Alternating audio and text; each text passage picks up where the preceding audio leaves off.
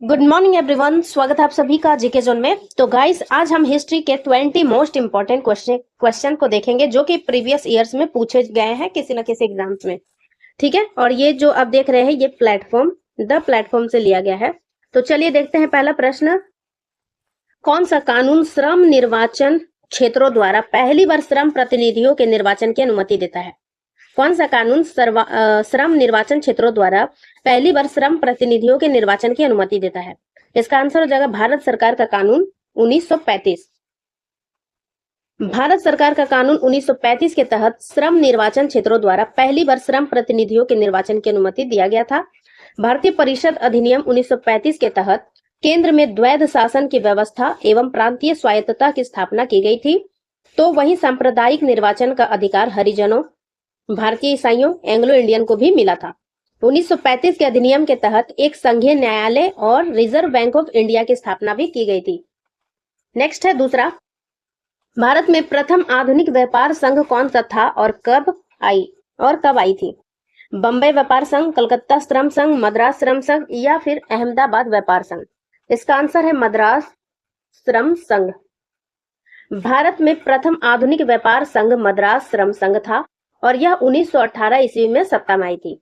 BP Wadia ने भारत में आधुनिक श्रमिक संघ मद्रास श्रमिक संघ की स्थापना की थी। किसने की थी? बीपी वाडिया ने। तो मैं लिख देती हूँ बीपी वाडिया। बीपी वाडिया ने भारत में आधुनिक श्रमिक संघ मद्रास श्रमिक संघ की स्थापना की थी। इन्हीं के प्रयासों से 1926 में श्रमिक संघ अधिनियम पारित किया गया। श्रमिक संघ अधिनियम कब पारित किया गया? 1926 में। तीसरा है, सूची 1 का मिलान सूची 2 से करना है। पाबना विद्रोह, मोपला विद्रोह, दक्कन दंगे, बारदोली आंदोलन।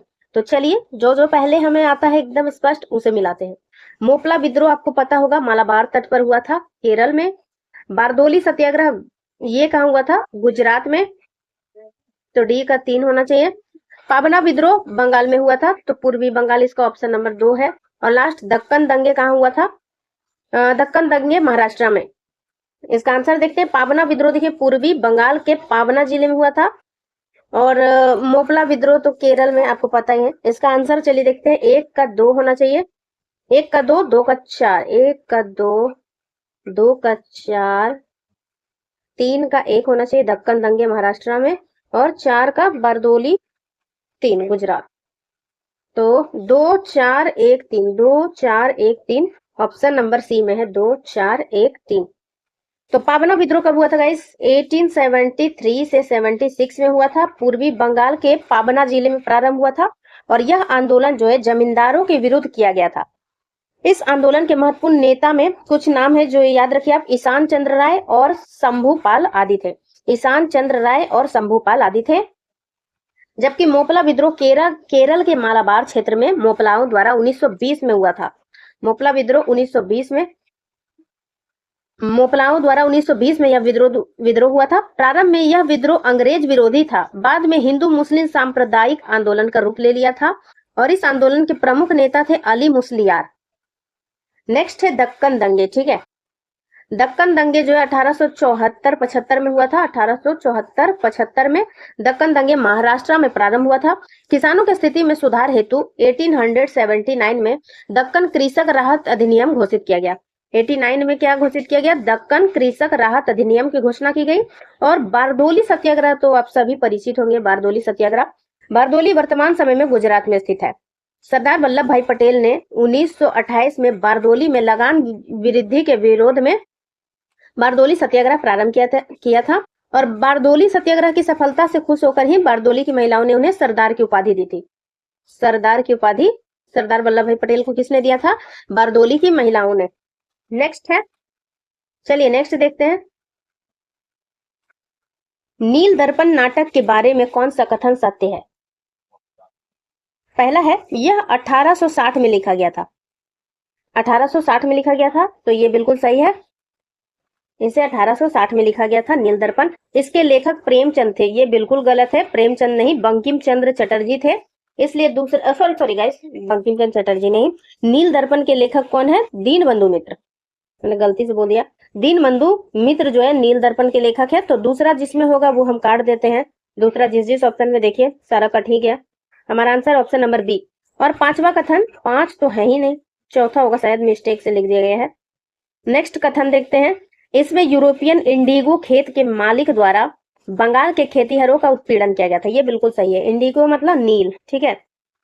नील विद्रोह है तो नील की खेती के लिए मालिक द्वारा खेतीहरों को उत्पीड़ित करने के बारे में भी इसमें चर्चा है। तो नील दर्पण याद क्या रखना है, नील दर्पण एक नाटक है जिसके लेखक है दीनबंधु मित्र। ये नाटक 1860 में लिखा गया था और इस पुस्तक से यूरोपियन इंडिगो खेत के मालिक द्वारा बंगाल के खेतीहरों के उत्पीड़न के बारे में पता चलता है। इस आंदोलन की शुरुआत जो है दिगंबर एवं विष्णु विश्वास ने किया था। दिगंबर एवं विष्णु विश्वास ने किया था और इस आंदोलन की सर्वप्रथम शुरुआत जो है 1859 ईस्वी में बंगाल के नदिया जिले के गोविंदपुर गांव में हुआ था। ठीक है, कैसे याद रखना है आपको, 1857 की क्रांति के 2 साल बाद हुआ था नील विद्रोह। कहाँ हुआ था, बंगाल के नदिया जिले के गोविंदपुर गांव में। चलिए नेक्स्ट है 5वां नंबर प्रश्न। तो प्रश्न ही मैंने मिटा दिया गलती से। कब और कहां, तो मैं बता देती हूँ। कब और कहां अखिल भारतीय किसान सभा बनाई गई थी। अखिल भारतीय किसान सभा कहां बनाई गई थी, तो ये लखनऊ में 1936 में बनाई गई थी। लखनऊ में 1936 में 11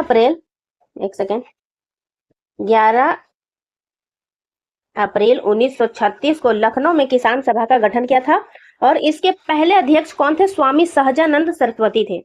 इस संगठन का मुख्य उद्देश्य था किसानों को आर्थिक शोषण से मुक्ति दिलाना। नेक्स्ट है सूची 1 का सूची 2 से मिलान करना है और उत्तर को चुनना है। पहला है सत्य शोधक मूवमेंट, एजहावा मूवमेंट, नादर मूवमेंट और पाली मूवमेंट। पहला तो सभी को पता होगा सत्य शोधक मूवमेंट। मिलान नहीं सॉरी गाइस, सूची 1 और सूची 2 का मिलान कर दिए गए कूट से उत्तर चुनना है और कौन सा सही है ये चुनना है। ठीक है, तो पहला है सत्य शोधक मूवमेंट, ये तो बिल्कुल सही है, महाराष्ट्र में हुआ था। एजहावा मूवमेंट केरल, नादर मूवमेंट दक्षिण तमिलनाडु और पाली मूवमेंट उत्तरी तमिलनाडु। ये सभी जो है सही है, इनमें से सभी सही है। सत्य शोधक मूवमेंट महाराष्ट्र में प्रारंभ हुआ था। इसके प्रारंभकर्ता कौन थे, ज्योतिबा राव फुल्ले थे। और ज्योतिबा फुले ने जो है 1873 में, ये डेट बिल्कुल याद रखिए, 1873 में सत्य शोधक समाज की स्थापना की थी। केरल में एझावा आंदोलन के अंतर्गत इस आंदोलन के नेताओं द्वारा 1903 में, तो गाइस ये प्रश्न जो है इसका एक्सप्लेनेशन जो है जरूर देखिए आप। सत्य शोधक मूवमेंट महाराष्ट्र में प्रारंभ हुआ था, ठीक है, और इस आंदोलन में के प्रारंभ करता थे ज्योतिबा राव फुले। ज्योतिबा फुले जो 1873 में सत्य शोधक समाज की स्थापना की थी। केरल में एझावा आंदोलन के अंतर्गत इस आंदोलन के नेताओं द्वारा 1903 में श्री नारायण धर्म परिपालन योगम की स्थापना की थी और नादर मूवमेंट दक्षिण और तमिलनाडु में प्रारंभ हुआ था। नेक्स्ट है तमिल जनरल कुड़ी करासू की किसके द्वारा स्थापना की गई थी। कुड़ी करासू की स्थापना जो है E.V. रामास्वामी नायर के द्वारा। तमिल जनरल कुड़ी करासू की स्थापना E.V. रामास्वामी नायकर द्वारा की गई थी। दक्षिण भारत में 1920 ईस्वी में E.V. रामास्वामी नायर के नेतृत्व में आत्मसम्मान आंदोलन चलाया गया था। कब चलाया गया था, 1920 में। दक्षिण भारत के आत्मसम्मान आंदोलन ने 1925 में बिना ब्राह्मण के सहयोग से शादी, जबरन मंदिर प्रवेश, नास्तिकवाद एवं मनुस्मृति को जलाने का तर्क दिया था। नेक्स्ट है 8वां नंबर, किसने कहा इतने समय से करोड़ों लोग भूखे और अज्ञान में रहते हैं, मैं हर व्यक्ति को देशद्रोही समझता हूं जिन्होंने उनके ही पैसे से पढ़कर उनके लिए कुछ नहीं किया। यह कथन जो है स्वामी विवेकानंद का है। यह कथन स्वामी विवेकानंद जी का है। कन्याकुमारी का रॉक मेमोरियल स्वामी विवेकानंद को समर्पित है। इन्हें नव हिंदुओं का जनक कहा जाता है और स्वामी विवेकानंद की याद में ही 12 जनवरी को राष्ट्रीय युवा दिवस भी मनाया जाता है। 9वां नंबर प्रश्न है सूची 1 और सूची 2 का मिलान करना है। दयानंद सरस्वती का देखिए मूल नाम क्या है। दयानंद सरस्वती का मूल नाम है मूल शंकर। तो 1 का 2 होना चाहिए, बाकी सब तो पहले ही कट गया। लीजिए आंसर हमारा बी हो गया। हमारा आंसर देखिए ऑप्शन के थ्रू ही पता चल गया, लेकिन चलिए फिर भी हम देखते हैं। गदाधर किनका नाम था, गदाधर चट्टोपाध्याय रामकृष्ण परमहंस का नाम था और रामकृष्ण परमहंस जो है स्वामी विवेकानंद के गुरु थे। स्वामी विवेकानंद का नाम था नरेंद्र दत्त और शिव दयाल साहब किनका नाम है? तुलसीदास। तो डी का हो जाएगा 1। तुलसीदास का नाम क्या है? शिव दयाल साहब। चलिए नेक्स्ट देखते हैं। चलिए यहाँ दिया हुआ एक्सप्लेनेशन पढ़ते हैं। स्वामी दयानंद सरस्वती का वास्तविक नाम मूलशंकर था। इन्होंने 1875 में बंबई में आर्य समाज की स्थापना की थी। रामकृष्ण परमहंस का वास्तविक नाम था गदाधर चट्टोपाध्याय। इनकी पत्नी का नाम था शारदा मणि। ये क्वेश्चन बहुत बार पूछा जाता है कि इनकी पत्नी का नाम शारदा मणि था। स्वामी विवेकानंद का वास्तविक नाम नरेंद्र दत्त था। इन्होंने 1897 में रामकृष्ण मिशन की स्थापना की थी। नेक्स्ट है, इनमें से कौन सा सही है? सही मिलान है। आत्मीय सभा राधाकांत डे, ये तो गलत है। धर्म सभा देवेंद्र टैगोर। तत्वबोधिनी सभा गलत। प्रार्थना समाज, ये सही है। प्रार्थना समाज हो जाएगा आत्मा राम पांडुरंग ने इसकी स्थापना की थी और केशव चंद्र सेन की प्रेरणा से। प्रार्थना समाज की स्थापना केशव चंद्र सेन ने की थी 1867 ईस्वी में बंबई में। प्रार्थना समाज की स्थापना महादेव गोविंद रानाडे और आत्माराम पांडुरंग एवं चंद्रावरकर ने किया था। तो देखिए प्रार्थना समाज जो है, प्रार्थना समाज के संस्थापक कौन थे? केशव चंद्र सेन। और प्रार्थना समाज की स्थापना में इनका भी योगदान था महादेव गोविंद रानाडे, आत्माराम पांडुरंग और चंद्रावरकर। नेक्स्ट है, आत्मीय सभा की स्थापना 1815 में राजा राम मोहन राय ने किया था। धर्म सभा की स्थापना की थी राधाकांत देव ने। तो वहीं तत्वबोधिनी सभा की स्थापना देवेंद्र नाथ टैगोर ने की थी। तो यहाँ पे थोड़ा सा अजीब दिया, मैं बता देती हूँ। देखिए आत्मीय सभा हो जाएगा राजा राम मोहन राय, धर्म सभा हो जाएगा राधाकांत डे, तत्वबोधिनी सभा देवेंद्र नाथ टैगोर और प्रार्थना समाज की स्थापना केशव चंद्र सेन ने की थी। और इसमें प्रार्थना समाज जो है मेन आत्माराम पांडुरंग ने की थी केशव चंद्र सेन की प्रेरणा से। नेक्स्ट है 11वां नंबर, इनमें से कौन सा कथन अकाली आंदोलन के बारे में सत्य है? अकाली आंदोलन के विषय में क्या सत्य है? पहला, इसका मुख्य उद्देश्य सिख गुरुद्वारे के प्रबंधन को शुद्ध करना था। सही है। दूसरा है, इसने 1920 में अंग्रेजों द्वारा एक नए सिख गुरु रक्षक कानून की व्यवस्था को नेतृत्व किया। गलत। अकालियों ने नए कानून की सहायता से या सीधे तौर पर गुरुद्वारों के भ्रष्ट महंत या पुजारियों को हटाया। बिल्कुल सही। इन्होंने गुरुद्वारों का शिरोमणि गुरुद्वार प्रबंधक कमेटी द्वारा प्रबंधन प्रारंभ किया। बिल्कुल सही है। Answer option number C. Next है, थियोसोफिकल सोसाइटी का वास्तविक संस्थापक कौन था? तो थियोसोफिकल सोसाइटी की स्थापना मैडम ब्लावत्स्की ने किया था और इसमें कर्नल H.S. आलकट भी, इन्होंने भी स्थापना की थी। तो वास्तविक पूछा जा रहा है तो ए और 3, 1 और 3 होना चाहिए। ऑप्शन नंबर सी इसका आंसर होगा। ठीक है, चलिए एक्सप्लेनेशन पढ़ते हैं। थियोसोफिकल सोसाइटी की स्थापना 1875 में न्यूयॉर्क में हुई थी। इसे स्थापित करने का श्रेय जर्मन रूसी रक्त की महिला मैडम M.P. ब्लावत्स्की एवं अमेरिकी सैनिक अधिकारी कर्नल H.S. ऑलकोट को जाता है। नेक्स्ट है 13वां, इनमें से कौन सा कथन आर्य समाज के बड़े अलगाव के बारे में सत्य है? तो चलिए देखते हैं। आर्य समाज की स्थापना किसने की थी? 1875 में स्वामी दयानंद सरस्वती ने आर्य समाज की स्थापना की थी। कहाँ पे की थी? तो आर्य समाज की स्थापना हुई थी बंबई में। चलिए आगे बढ़ते हैं। यह 1892 में शिक्षा पद्धति के अनुसरण के प्रश्न पर हुआ था। ये तो सही है कि शिक्षा पद्धति में किस प्रकार हिंदी में दिया जाए, अंग्रेजी माध्यम में दिया है, इसी मुद्दे को लेकर जो है आर्य समाज का विभाजन हो गया था। तो ये कथन सही है।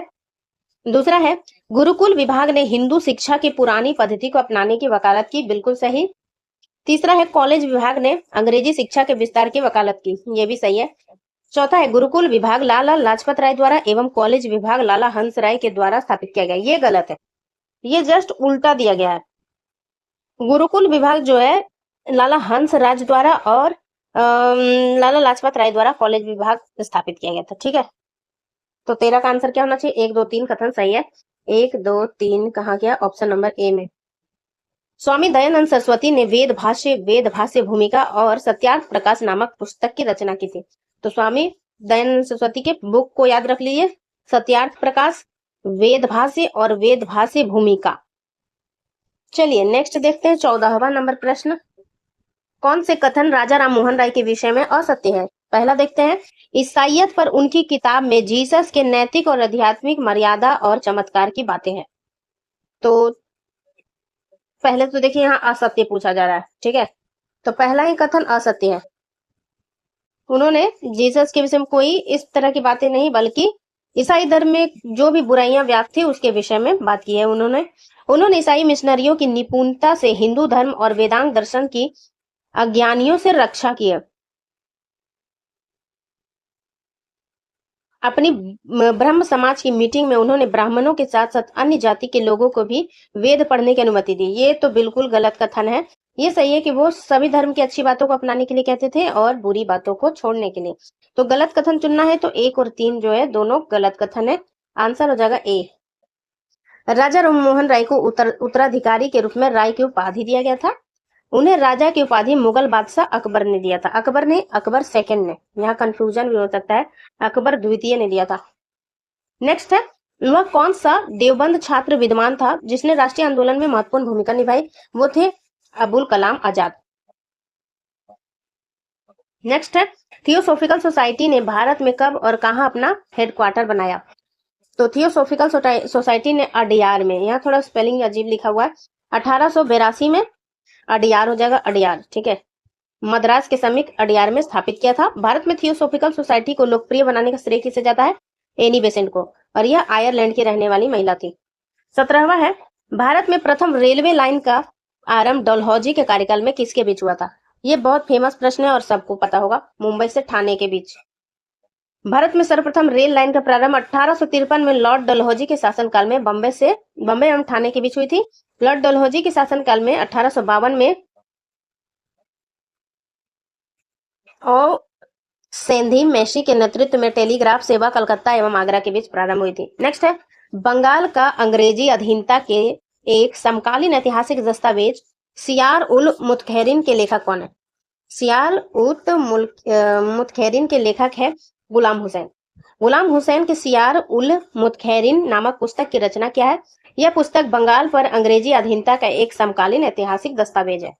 नेक्स्ट है, रंजीत सिंह किस सिख मिसल से संबंधित है? ये प्रश्न जो है बहुत ही इंपॉर्टेंट है। रंजीत सिंह जो है सुकर चकिया मिशन से संबंधित है, सुकर चकिया मिसल से संबंधित है। सिख 12 मिसलों यानी मिसल एक तरह के राज्य में संगठित थे।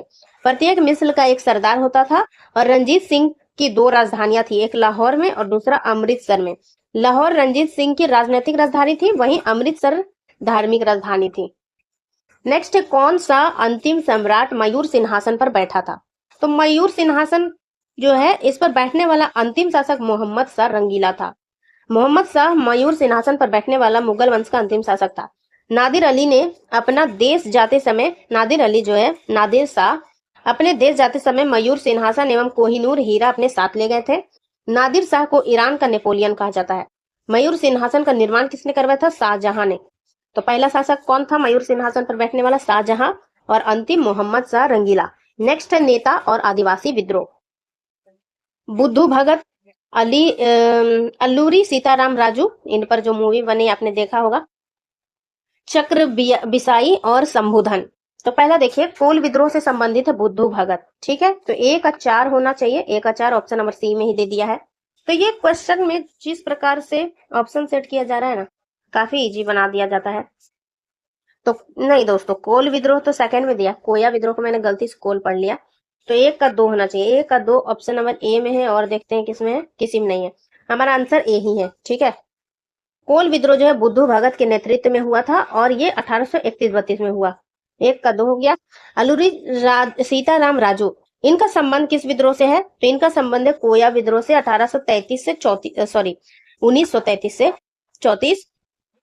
तो बी का हो जाएगा 4, सी का हो जाएगा चक्र बिसाई कोंड विद्रोह, और शंभुधन का संबंध किससे है? कच्चा नाग विद्रोह। आंसर ए है, ठीक है। चलिए नेक्स्ट है, कोल विद्रोह का समय 1831-32। इस विद्रोह का नेतृत्व बुद्धू भगत ने किया था। कोया विद्रोह का नेतृत्व 1833-34 में माना जाता है। इसका नेतृत्व अल्लूरी सीताराम राजू ने किया। कोंड विद्रोह का समय माना जाता है 1846 से 48। इस विद्रोह का नेतृत्व चक्र बिसाई ने किया था। नेक्स्ट है 22वां और आज का अंतिम प्रश्न, कौन से सिख गुरु कुका के द्वारा सिखों के अकेले सच्चे गुरु के रूप में पहचाने जाते हैं? तो ये हो जाएंगे गुरु गोविंद सिंह। सिखों के 10वें एवं अंतिम गुरु थे गुरु गोविंद सिंह। इन्हें सच्चे गुरु के नाम से भी जाना जाता था। इन्होंने 1699 में खालसा पंथ की स्थापना किया था और औरंगजेब को फारसी भाषा में जो पत्र लिखा था उसे हम जफरनामा के नाम से जानते हैं। तो गाइज नेक्स्ट वीडियो में नेक्स्ट 20 प्रश्नों को करते हैं। फिलहाल हमने 22 प्रश्नों को किया। वीडियो पसंद आए तो लाइक शेयर चैनल को सब्सक्राइब जरूर कीजिएगा। धन्यवाद।